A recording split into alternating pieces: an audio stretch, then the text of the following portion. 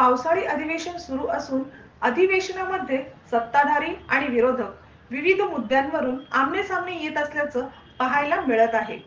सोमवारी 1 जुलै विधान परिषदेत सत्ताधारी आणि विरोधी पक्षांच्या आमदारांमध्ये खालच्या पातळीवर टीका आणि शिवीगाळ केल्याचा प्रकार घडला।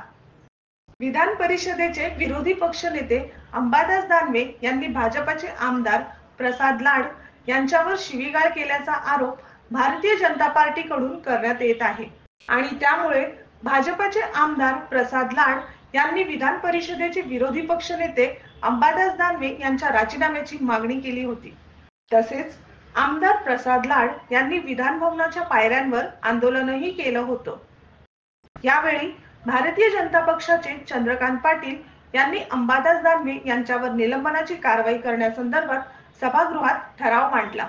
यानंतर विधान परिषदेच्या उपसभापती डॉक्टर नीलम गोरे यांनी अंबादास दानवे यांचं 5 दिवसांसाठी निलंबन केलं। तसेच या 5 दिवसांमध्ये अंबादास दानवे यांना सभागृहात येण्यासही बंदी असेल असंही सांगितलं। ब्युरो रिपोर्ट, प्रखर लोकमान्य।